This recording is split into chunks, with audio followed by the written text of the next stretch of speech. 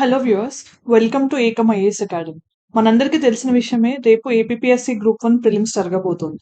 ఈ తరుణంలో మీరు తెలుసుకోవాల్సిన డూస్ ఏంటి, డోంట్స్ ఏంటి, ఏం చేయాలి, ఏం చేయకూడదు అనేది ఈ వీడియోలో మెయిన్గా క్విక్గా చూద్దాం. సో మీ ప్రిపరేషన్ అనేది ఆల్మోస్ట్గా ఎండుకు వచ్చేసి ఉంటుంది. ఇప్పుడు మీరు మన ప్రిపరేషన్ అవ్వలేదు, లేకపోతే నేను సరిగ్గా ప్రిపేర్ అవ్వలేదు అని మీ మీద మీరు సెల్ఫ్ డౌట్ చేసుకుంటే అంతకు మించిన నష్టం మీకు మీరు చేసుకునేది ఇంకా ఏమీ ఉండదు. సో ఇక్కడ మీకు డిస్ప్లే అవుతున్నట్టు ఈ కోడ్ చాలా ఇంపార్టెంట్ అన్నమాట ఈ స్టేజ్ ఆఫ్ ప్రిపరేషన్. ఎందుకంటే 100% ఏది ఎప్పుడైతే మీరు ఎఫర్ట్ ఇచ్చారో అప్పుడు అసలు మీరు రిజల్ట్ గురించి ఆలోచించకుండా మీ కమిట్మెంట్, మీ డెడికేషన్ ఏదైతే ఈ ప్రిపరేషన్ జర్నీలో మీరు కంటిన్యూ చేస్తారో దాన్ని నమ్ముకుంటే దానికి తగ్గట్టు ఖచ్చితంగా రిజల్ట్ వస్తుంది. ఇప్పుడు మీరు టెన్షన్ అవ్వడం వల్ల, స్ట్రెస్ అవ్వడం వల్ల మీకు వచ్చేది ఏమీ లేదు, పోయేదే ఎక్కువ ఉంటుంది, నష్టపోతారు అనమాట. అందుకని ఈ మాట గుర్తుంచుకోండి, మీరు ప్రాసెస్ ని నమ్మండి, రిజల్ట్ ని నమ్మకండి. రిజల్ట్ అనే దాని మీద ఫోకస్ చేయకండి. ప్రాసెస్ అనేది చాలా మంచి రిజల్ట్స్ ఇస్తుంది మీకు. ఖచ్చితంగా మీరు కష్టపడి ఉంటే రిజల్ట్ అనేది పాజిటివ్ గానే ఉంటుంది. సో మనం ఇప్పుడు కొన్ని డిస్కస్ చేద్దాం. ఎగ్జామినేషన్కి వెళ్ళే ముందు మీరు చేయాల్సినవి ఏంటి. ఇప్పుడు ఫర్ ఎగ్జాంపుల్ ఈ రోజే అంటే ఆల్మోస్ట్ గా హైదరాబాద్ లో ఉండి ఏపీలోనే ఉన్నాయి కదా సెంటర్స్. సో మీరు ఎగ్జామినేషన్ పర్స్పెక్టివ్ లో తెలుసుకోవాల్సినవి ఏంటి అంటే ఈ రోజు చేయాల్సినవి అంటే బిఫోర్ డే కొన్ని ఉన్నాయి అన్నమాట. అంటే రేపటి కంటే ముందు ఈ రోజు చేయాల్సినవి ఏంటో చూద్దాం. రేపు లో భాగంగా అంటే ఎగ్జామినేషన్ హాల్లో ఏం చేయాలో చూద్దాం. తర్వాత ఏం చేయకూడదో కూడా చూద్దాం అనమాట. ఇట్లా మనం డిస్కస్ చేస్తే ఏంటంటే మీరు ఏవైతే కొన్ని తప్పులు చేస్తారో వాటిని ఒకవేళ చేసే ఛాన్స్ ఉంటే వాటిని మినిమైజ్ చేసుకుని better output or better result అనేది సాధించడానికి ఈ వీడియో హెల్ప్ అవుతుందని మేము భావిస్తున్నాం. సో ఫస్ట్ థింగ్ మనం చూడాల్సింది ఏంటి అంటే డూస్ అనమాట. బిఫోర్ ఎగ్జామ్ అంటే మనం ఈ రోజే చేయాల్సినవి ఏంటి అంటే admit cards. So hall tickets already download చేసుకుంటే చాలా మంచిది. డౌన్లోడ్ చేసుకొని వాళ్ళు లాస్ట్ మినిట్ వరకు వెయిట్ చేయకుండా, ఒకవేళ రేపు పొద్దున్నే డౌన్లోడ్ చేసుకుందాం అనుకుంటే మీకు ఆ టైంకి జిరాక్స్ సెంటర్స్ దొరకకపోయినా, నెట్ లో ప్రాబ్లమ్స్ వచ్చి అది సర్వర్ బిజీగా ఉండి డౌన్లోడ్ అవ్వకపోయినా చాలా ఇబ్బందులు తలెత్తుతాయి. అందుకని అడ్మిట్ కార్డ్ అనేది ఒకటి కూడా కాదు, 2-3 కాపీస్ తీసుకోండి, చాలా మంచిది. 2-3 copies, black and white colour అనేది మీ చాయిస్ ని బట్టి. దాని మీద ఫోటో క్లియర్ గా ఉందా లేదని ఒకసారి చూసుకోండి. ఫోటో క్లియర్ గా లేకపోతే ఇన్స్ట్రక్షన్స్ కి తగ్గట్టు ఫోటోని అటెస్ట్ చేయించుకోవాలి. ఇన్స్ట్రక్షన్స్ లో క్లియర్ గా ఇస్తారు హాల్ టికెట్ కింద, దాని అనుగుణంగా మీరు దాన్ని సిద్ధం చేసుకోండి. దాంతో పాటు photo ID proof. So photo ID proof అనేది వాలిడ్ ప్రూఫ్ ఏది యాక్సెప్ట్ చేస్తున్నారో ఏపీఎస్సీ వాళ్ళు, సో దాన్ని మీరు క్యారీ చేయడం మర్చిపోకండి. ఇవన్నీ కూడా ఈ రోజు చేయాల్సిన పని. తర్వాత బాల్ పాయింట్ పెన్. సో మీరు బ్లూనా బ్లాక్ ఇన్స్ట్రక్షన్స్ కి తగ్గట్టు మీ చాయిస్ ని బట్టి మీరు క్యారీ చేయండి. ఇవి కూడా 2-3 పెన్లు పెట్టుకుంటే మంచిది. సో ఒకవేళ పెన్ సరిగ్గా పడకపోయినా ఇవన్నీ మనకి స్ట్రెస్ కలిగిస్తాయి అనమాట. ఎగ్జామినేషన్ హాల్లో ఇలాంటివి జరగకుండా మనం జాగ్రత్త పడవచ్చు. తర్వాత ఈ టైంలో కొత్తగా ఏం చదవద్దు. ఆల్రెడీ మీరు చదివిన దాన్ని నమ్మండి, అదే మీకు రిజల్ట్ ఇస్తుంది ఖచ్చితంగా. సో ఆల్రెడీ మీరు చదివి ఉంటే గనక ఇప్పుడు కొంచెం లాస్ట్ మినిట్ లో మీ కాన్ఫిడెన్స్ ని బూస్ట్ చేసే విధంగా మీరు ఏదన్నా ఇంపార్టెంట్ అని మీకు చాలా అనిపిస్తుంది, నేను చెప్పానో ఇంకొకరు చెప్పారనో కాకుండా మీకు మీ నమ్మకంగా ఏది అనిపిస్తుంది అంటే ఈ టాపిక్ నుంచి క్వశ్చన్స్ వచ్చే ఛాన్స్ ఉంది అని అనిపిస్తుంది, అది మీకు గుర్తుండట్లేదు అనుకున్న టాపిక్స్ అయినా అవ్వచ్చు, అలా ఇంపార్టెంట్ అయినా అయి ఉండొచ్చు. అట్లాంటివి ఏమైనా ఉంటే అవి ఖచ్చితంగా వస్తాయని తెలిస్తే అవి మాత్రమే చూసుకుంటుండండి. దీనివల్ల ఏంటంటే మనకి రేపు కొంచెం కాన్ఫిడెంట్ గా అనిపిస్తుంది. మీరు చూసుకునే క్వశ్చన్ రాగానే మనకు అనిపిస్తుంది, ఓకే నేను పెట్టిన ఎఫర్ట్ రిజల్ట్ ఇచ్చింది అనే కాన్ఫిడెన్స్ తో కొంచెం మనకి పాజిటివిటీ అనేది ఎగ్జామ్స్ హాల్లో పెరుగుతుంది అనమాట.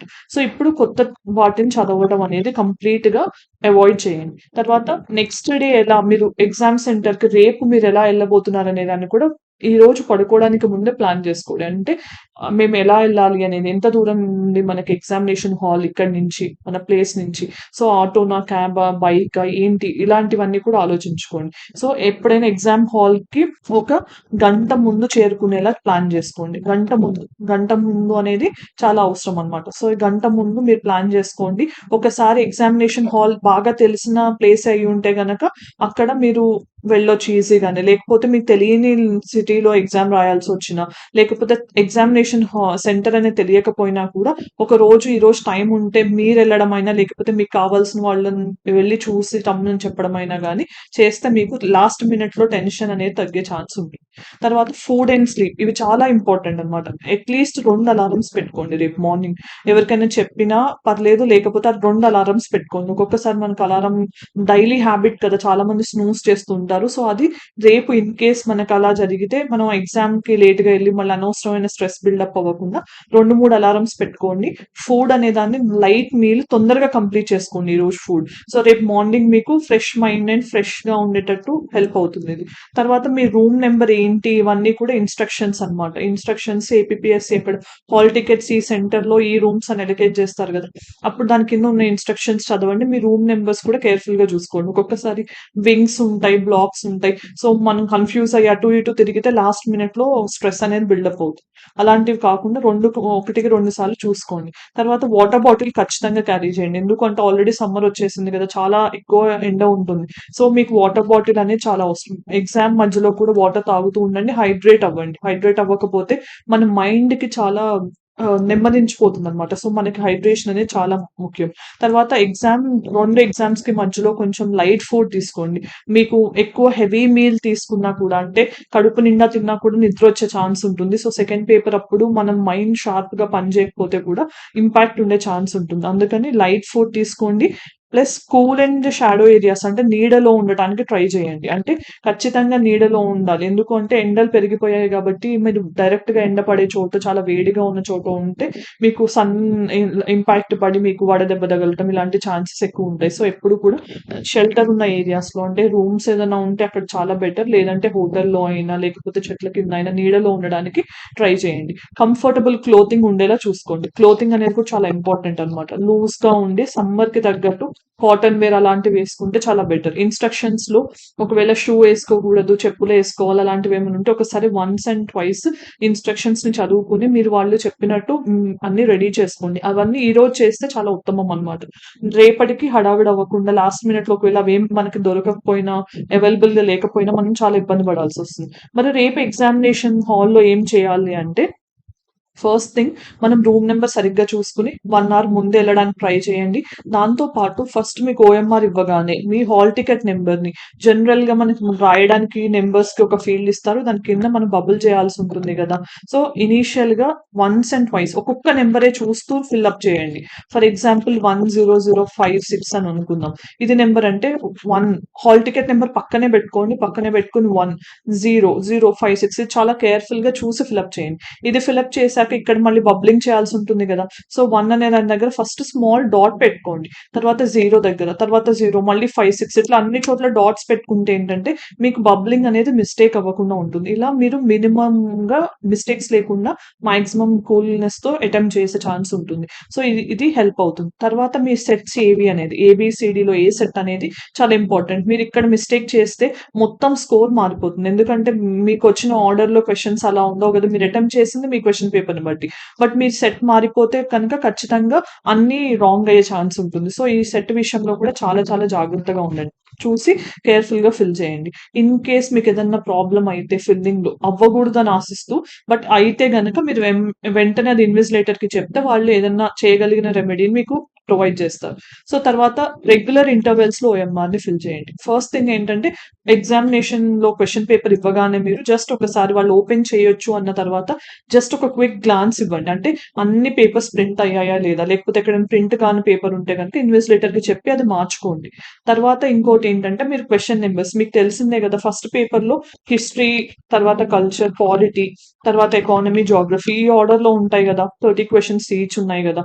సో ఫస్ట్ మనకి హిస్టరీ వచ్చింది అనుకోండి, మీరు హిస్టరీలో కంఫర్టబుల్ గా ఉంటే హిస్టరీ ఆన్సర్ చేయండి. Try to answer all the questions history నుంచి.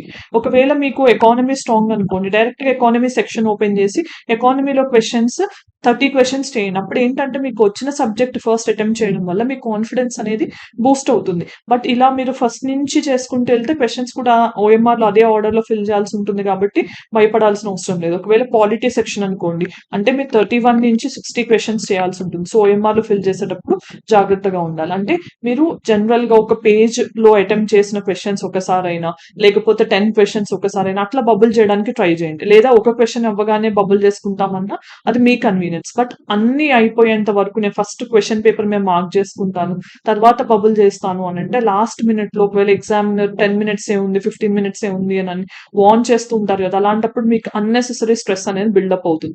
దాంట్లో మనం ఒక్క క్వశ్చన్ బబ్లింగ్ తప్పు చేసినా అన్ని తప్పుగా మారిపోతాయి అనమాట. సో మనం ఆర్డర్ మారిపోతుంది కాబట్టి మీరు చాలా జాగ్రత్తగా ఉండాలి. సో ఐదర్ ప్యారలల్ గా చేయడం అయినా లేదా 10 క్వశ్చన్స్ ఒకసారి అలా చేయడం అనేది చాలా బెస్ట్ థింగ్. సో లాస్ట్ వరకు వెయిట్ చేయకుండా సైమల్టేనియస్ గా ఓఎంఆర్ని ఫిల్ చేయడం అనేది అడ్వైజ్.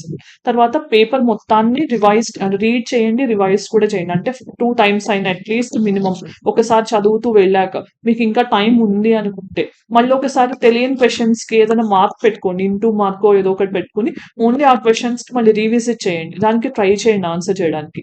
ఇక్కడ మీరు గుర్తుపెట్టుకోవాల్సిన విషయం ఏంటంటే నెగిటివ్ మార్కింగ్ ఉంది, 1/3 నెగిటివ్ మార్కింగ్ ఉంది కాబట్టి తెలియని క్వశ్చన్స్ ని అటెంప్ట్ చేసే ఛాన్స్ తీసుకోవద్దు. ఇలా అటెంప్ట్ చేస్తే మీకు రిస్క్ అనేది అన్నెసెసరీగా చాలా ఎక్కువ అవుతుంది. మీరు పాజిటివ్ సంపాదించిన మార్క్స్ అన్ని కూడా నెగిటివ్స్ లో పోతాయి. సో మీ స్కోర్ పడిపోయే ఛాన్స్ ఉంటుంది. సో మీరు ఏదైతే కాన్ఫిడెంట్ గా ఉన్నారో ఒకవేళ ఆప్షన్ ఎలిమినేషన్ లాంటివి చేసి 2 ఆప్షన్స్ మధ్యలో మీకు ఆన్సర్ ఏంటో తెలియక ఇబ్బంది పడుతున్నా అలాంటి వాటిలో రిస్క్ తీసుకునే ఛాన్స్ మీకు అడ్వైజబుల్. ఎందుకంటే అట్లీస్ట్ 50% ప్రాబబిలిటీ మీకు కరెక్ట్ అవ్వడానికి ఉంటుంది. కానీ అసలు ఏం తెలియని క్వశ్చన్ ఉందనుకోండి, అలాంటివి అటెంప్ట్ చేయడానికన్నా వదిలేయడం ఉత్తమం. మనకి 10 క్వశ్చన్లు కరెక్ట్ అయినా 10 అలా సేఫ్ గా ఉంటే బెటర్ కదా మనకి నెగిటివ్ లో పోగొట్టుకునే దానికంటే. సో ఇలా కంప్లీట్ చేయండి. బట్ అన్ని సెక్షన్స్ కి 30 అన్నిట్లోంచి వస్తున్నాయి కదా, అందుకని ఇప్పుడు ఒక సెక్షన్ నుంచి 30 మినిట్స్ అంటే మనకి 2 అవర్స్ ఆఫ్ టైం ఉందనుకుంటే 120 మినిట్స్ అంటే 120 క్వశ్చన్స్ ఉన్నాయి కదా, 1 మినిట్ అంటే ఫస్ట్ సెక్షన్ కి హాఫ్ అన్ అవర్ లోనే ఒక మీరు ఏ సెక్షన్ చేస్తే ఆ సెక్షన్ అనేది హాఫ్ అన్ అవర్ లోపే కంప్లీట్ అవ్వాలి. ఒకవేళ 20 మినిట్స్ లోపల అయిపోయింది అనుకుందాం, ఆ 10 మినిట్స్ లో రాని క్వశ్చన్స్ ఏంటో మళ్ళీ ఒకసారి రివిజిట్ చేసుకోండి, అలా ట్రై చేయండి. సో అన్నిటికి కూడా ఈక్వల్ టైం ఇవ్వండి. ఒక క్వశ్చన్ రాకపోతే అక్కడే ఆగిపోయి ఇది నేను ఎలా అయినా చేయాల్సిందే, గుర్తు తెచ్చుకోవాల్సిందే అని అంటే మిగతా క్వశ్చన్స్ తెలిసినవి కూడా మనం వదిలేసే ఛాన్స్ ఉంటుంది. సో అలా చేయకండి. తర్వాత నెగటివ్ మార్కింగ్ అనేది టైమ్ బబ్లింగ్ అనేది సైమల్టేనియస్ గా నేను ఇందాక చెప్పినట్టు ట్రై చేయండి. టైం అనేది కూడా వాచ్ చేసుకుంటూ ఉండండి. అనలాగ్ వాచెస్ అనేవి తీసుకెళ్లొచ్చు అనుకుంటున్నాను నేను, డిజిటల్ వాచెస్ తీసుకెళ్ళకూడదు. సో అలాంటివి మీరు ఏదైనా లేకపోతే ఒకవేళ అసలు ఎగ్జామినేషన్ సెంటర్ లోకి ఎలో చేయలేదు అనుకోండి, ముందే మీకు సంబంధించిన వస్తువులతో పాటు అవి మీరు ఎక్కడైనా సేఫ్ గా పెట్టుకోవడం చేస్తే మీరు ఎగ్జామినేషన్ సెంటర్ లో ఇన్విజిలేటర్ అడగొచ్చు. ఒకవేళ మీకు టైం డిస్ప్లే కావట్లేదు ఎక్కడ హాల్లో అంటే కనుక వాళ్ళని అడగండి, ఎవ్రీ హాఫ్ అన్ అవర్ ఒకసారి రిమైండ్ చేయమని చెప్పండి. అలా మీరు టైం ని కూడా దృష్టిలో పెట్టుకోవాలి, ఎందుకంటే టైం తెలియకుండానే అయిపోతూ ఉంటుంది. నెగటివ్ మార్కింగ్ ఉంది కాబట్టి చాలా జాగ్రత్తగా ఉండండి.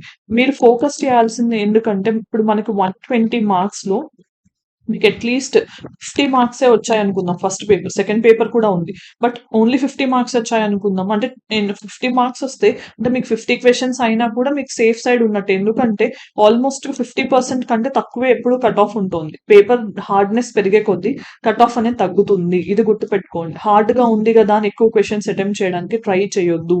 ఎప్పుడు కూడా 50% తక్కువే ఉంటుంది కాబట్టి కట్ ఆఫ్ అనేది. మీరు చాలా కూల్ గా ఆలోచించండి. మీకు హాఫ్ ఆఫ్ ద మార్క్స్ వస్తే చాలు, మీరు చాలా కాన్ఫిడెంట్ గా ఉండొచ్చు మెయిన్స్ రాయడానికి. ఇది గుర్తుపెట్టుకోవాల్సిన ఇంకొక అంశం. తర్వాత ఒకవేళ ఏదైనా క్వశ్చన్స్ లో ప్రింటింగ్ తప్పు ఉన్న అట్లా ఉన్నా కూడా ఇన్విజిలేటర్ దృష్టికి తీసుకెళ్లి వాళ్ళ హెల్ప్ తీసుకోండి ఆ విషయంలో. తర్వాత ఓఎంఆర్ ని 5 మినిట్స్ బిఫోర్ ఒకసారి కంప్లీట్ అయ్యే ముందు, అంటే లాస్ట్ 5 మినిట్స్ అని చెప్పే ముందు ఒకసారి చూసుకోండి, ఏదైనా క్వశ్చన్స్ మీరు వదిలేసారా లేకపోతే ఎక్కడైనా డబుల్ బబ్లింగ్ జరిగిందా ఇలాంటివి అనేది ఒకసారి చూసుకోండి. తర్వాత కామ్ గా ఉండండి. మెయిన్ గా కావాల్సింది ఏంటంటే కామ్నెస్. ఇది కామ్నెస్ అనేది మీరు మెయింటైన్ చేస్తే డెఫినెట్ గా మీరు ప్రిలిమ్స్ క్లియర్ చేస్తారు. మీరు అన్నెసెసరీ స్ట్రెస్ అయితే అదే మీకు ప్రమాదకరంగా మారే ఛాన్స్ కూడా ఉంటుంది. తర్వాత ఇప్పుడు అసలు చేయకూడనివి ఏంటో చూద్దాం. ఇవి అసలు చేయకూడనివి అంటే ఇప్పుడు ఏం కొత్తగా చదవద్దు. ఎవరు చెప్పినా ఇది ఖచ్చితంగా వచ్చే క్వశ్చన్స్ అని చెప్పినా టాపిక్స్ అని చెప్పినా చదవద్దు. లాస్ట్ మినిట్ లో రష్ ఎక్కువ ఉంటుంది, చదవద్దు. తర్వాత ఎక్సెస్ టైం ఒకటే క్వశ్చన్ మీద అంటే తెలియని క్వశ్చన్స్ మీద చేయొద్దు. అన్నిటికీ ఈక్వల్ టైం ఎలికేట్ చేయండి. ఒకవేళ అసలు క్వశ్చన్ ఫస్ట్ నుంచే మీకు ఐడియా లేదు అనుకుందాం, దానికి అసలు ఫస్ట్ లోనే బిగ్ ఇంటూ పెట్టేయండి, దాన్ని అసలు చూడొద్దు. ఒకవేళ మీకు ఇంకా అన్ని చేశాక కూడా టైం ఉంది అనుకుంటే అప్పుడు మాత్రం అలాంటి క్వశ్చన్స్ కి వెళ్ళండి. క్వశ్చన్ పేపర్ మీద ఏం స్క్రిబుల్ చేయొద్దు. అంటే జనరల్ గా కొంతమంది రాస్తుంటారు, వాళ్ళకి గుర్తున్న ఇన్ఫర్మేషన్ అంతా ఎక్కడ మర్చిపోతామో అన్నట్టు.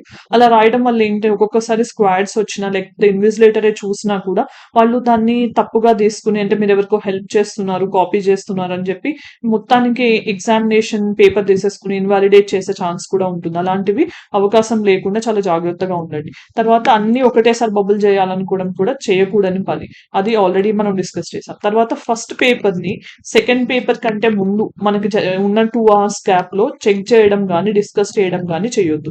సో పేపర్ 1 లో ఆన్సర్ దీనికి ఏంటి మన కుతూహలం ఉంటుంది. ఎవ్రీ పర్సన్ కి యాంగ్జైటీ అనేది ఉండటం కామన్ చాలా. సో అది గూగుల్లో సర్చ్ చేయడం అయినా లేకపోతే పక్కన వాళ్ళతో డిస్కస్ చేయడం అయినా లేకపోతే పేపర్ చాలా టఫ్ గా ఉంది కాబట్టి ఈసారి 50 ఉంటుందా 60 ఉంటుందా 80 ఉంటుందా కట్ ఆఫ్ ఇట్లా డిస్కస్ చేయొద్దు.